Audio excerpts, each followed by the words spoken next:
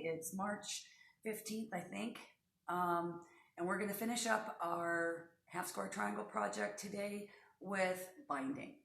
Yeah, I skip quilting. Anybody that knows me knows I don't quilt. So I'm not going to show you how to do that because that's not what I do. So we're going to skip on over and we're going to head to the binding. And we're going to do binding by machine today. If you have any questions as we go through this, please ask. Or if you have any questions, you can post them in the comments down below. Okay, so let's get started. So our binding is 2.5 inches.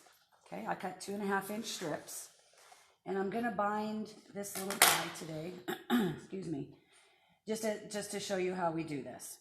So I've taken a few strips of fabric, 2.5 inches, and we need to connect them all into one giant strip. And to do that, we're going to lay them out, and we're going to overlap them just by a little bit. You can pin if you want to, and you're going to sew from notch to notch. When you do that, you will end up with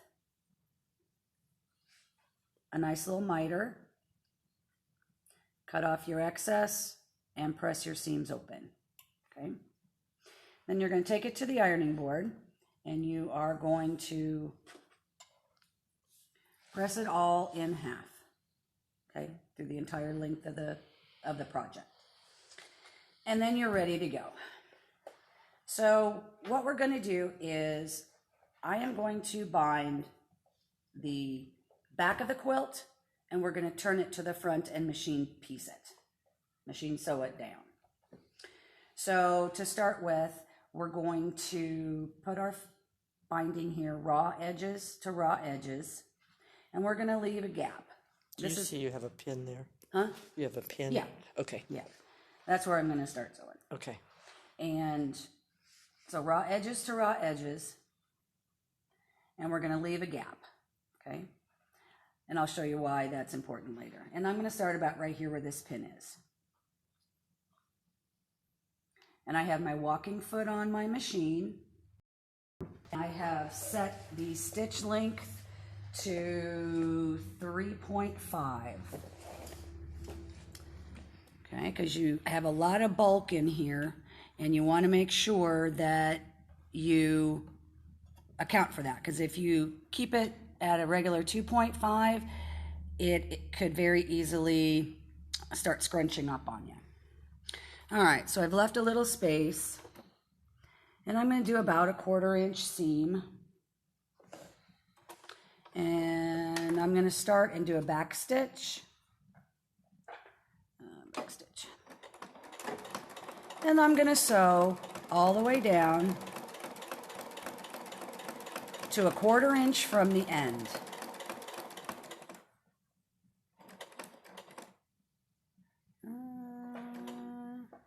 There we go. That's probably too close, but that's all right. And we're going to back stitch again, because we want to hold this in place. You're going to take it out of the machine, and you're going to take your binding and you are going to put it away from you. Oh, I ended that pretty good. You want your binding to end up even with the edge of your quilt, okay? And then we're going to give that just a little press, and we're going to bring it straight back, and we are going to make it match across the top and make it match across the side. And I'm just going to throw a pin in here just to hold it. And again, we're going to start off the quilt, and we're going to sew all the way down.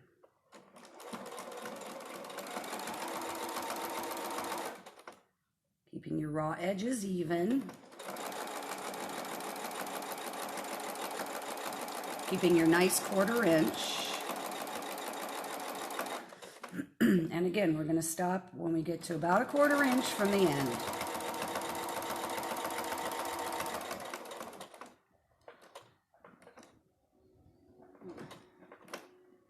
and back stitch.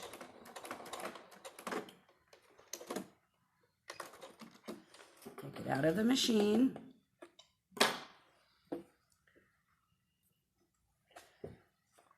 Put your binding all the way in front of you. Okay, and we're going to put it straight up so it matches the edge. Bring it straight down. I have a lot more binding here than I need, but okay, lining it up with the edge of the quilt, lining it up with the edge of the top. I'm going to pin him again. I know this is like watching paint dry, but I want to get all the way around to the other side so that I can show you how to finish it.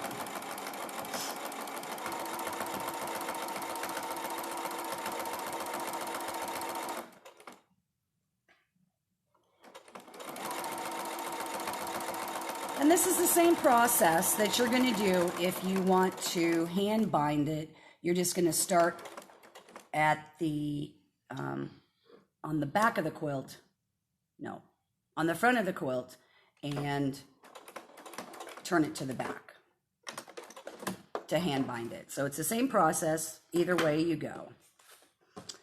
Okay, so again, I'm going to flip him up out of the way. I probably could have taken an extra stitch, but I think it'll work. Line him up nice and straight. Bring him straight down. Lining it up with the top of the quilt. Lining it up with the side of the quilt. And we're almost done.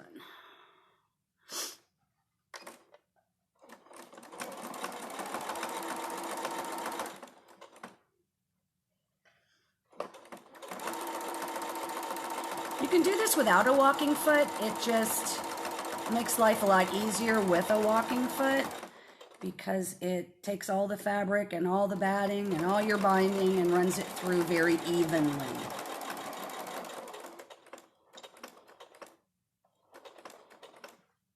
Okay, again, back stitch, because you want those corners to be stable. Okay, we are on our last side. I'm going to cut some of this off of here. I don't need all this binding. Okay, flip him up. Bring him straight down, even with the top and even with the sides. And I'm going to get this guy out of the way. And what I'm going to do is stop about right here because we want space to join these two ends. So I'll show you that. Get this last corner done.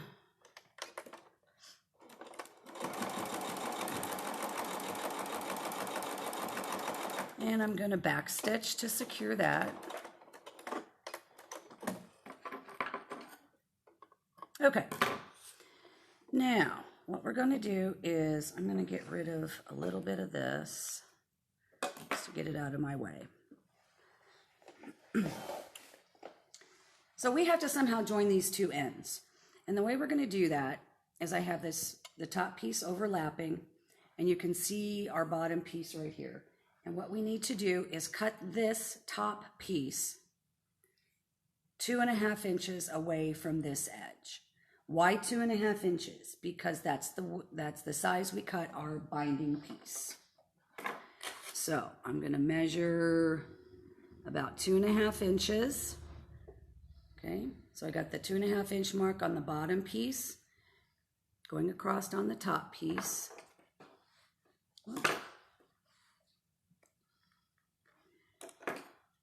And I'm going to cut the top piece only, right there. So now we have a 2.5 inch overlap. Now this is the fun part that everybody always asks me to show them again and again and again. So now you'll have a video of it in case you need to refresh yourself, refresh your memory. What I'm going to do is take this bottom piece and I'm going to open him up, wrong side up. I'm going to take the right hand piece, wrong side up. So now I have the wrong sides of the fabric in my hands. Okay? Flip it up, squish it together, and I'm going to take the right side and put it over the top of the left side. Just like we did. Oh, I did not leave myself much room. Just like we did when we put the binding strips together. This is a little tiny piece, so bear with me, guys. Sorry. And what we want to do is create that notch again. So I'm going to take a pin, and I am pinning the north and south. Let me show you this again. Okay, so I'm taking right over left, and you have a notch here at the north that you're going to pin to secure that. And then I'm going to go down here to the south, and I'm going to pin that together, maybe. I want a ripper to take out some of those Yeah, stitches. I'm going to take out some of those stitches. Do you have a ripper handy? You want your little No, scissors? but I'll use my scissors.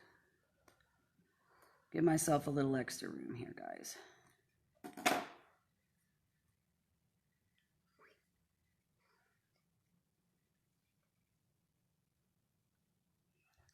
Let's grab some more.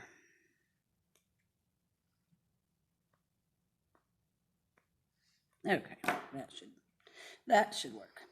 Okay, so we have, okay, let's go the other way too. Hazards of a small piece. On your big quilt, you would have left yourself a lot more room. Okay, so we have this all set up so that we're overlapping a little bit.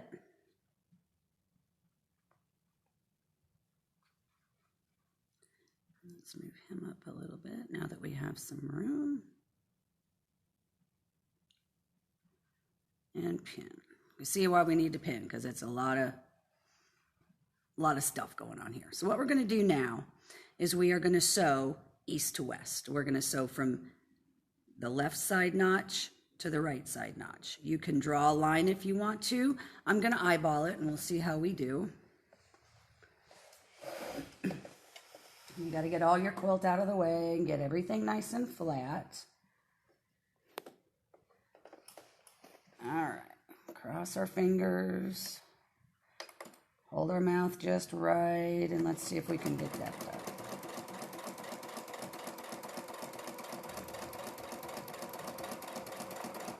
Not bad. Okay, so I've sewn from notch to notch, and before I cut off this excess, we want to make sure that it worked. And what you'll do is just open it up. That is pretty good. There's no major buckles in it. It's not really short. So now I'm going to just take my scissors, cut off this excess.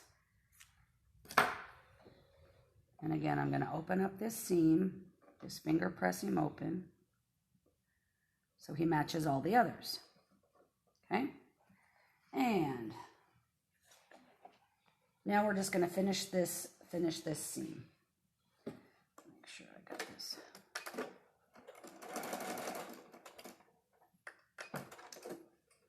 I shouldn't have cut my thread. I should have just scissor cut it. But all right, so we're going to start where we ended up, just a little ways prior to our where we finished.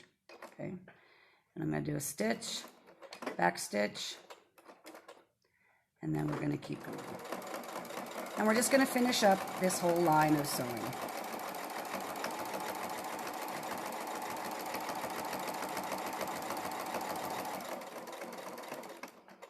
Okay, I've crossed over it a little bit. I'm going to back stitch, and I am done.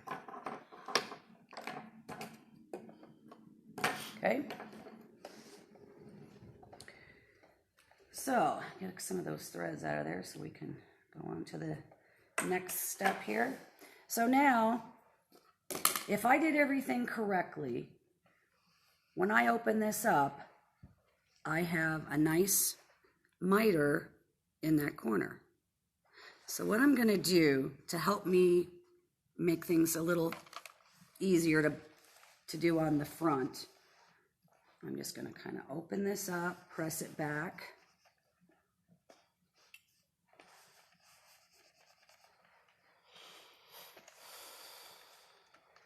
Okay, so this is the back of my quilt. So I'm going to turn it over, same on the front, and I'm going to push out these corners. Okay, see those threads out of there. Okay, and I've pressed this nice and flat. When you go to attach it to the back, you don't want to pull it because you could end up pulling it too far and not have any binding. All you want to do is just lay it over the top. We want to cover our stitching. Okay, tuck our little threads in there. Okay, because this is the front of the quilt, so we want it to make it look nice and pretty. So we'll just put it up there over the top. You can use a clip. I'm just going to use a pin. And on the corner, I push everything to the corner, take the other side, bring it straight across, and it's going to sit there and have a nice miter for you. Hopefully you can see that. Okay. And I would continue to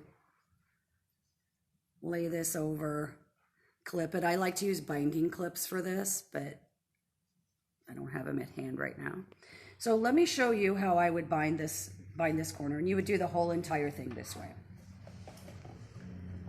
So now I'm going to attempt to sew right maybe 1/8 of an inch from the edge. Okay, I've got my point. See, that turned out to be a pretty nice miter. Not too bad. Okay. So I'm just going to lay this over here, get my pin out of the way, and I'm going to sew. I'm going to do a little back stitch, and then we're going to just sew right along the edge of that binding.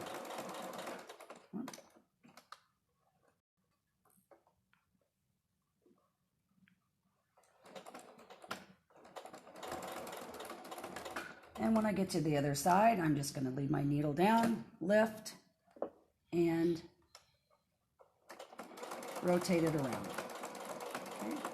And you're going to do that throughout your whole entire quilt. And you end up with, I think, just a nice little edge. It's not perfect. I'm not perfect at this by any means. But you have a nice little edge, and it's all finished by machine. Okay? Yeah, it's going to show on the back, but it's the back. So hopefully that was helpful to you. Hopefully it gave you little tips in there. If you have any questions, please let me know. Thanks for watching us throughout this whole process. I will re-record the pressing and trimming video. We had internet issues, and I will get that done for you later today. But thank you so much for watching, and we'll see you next week.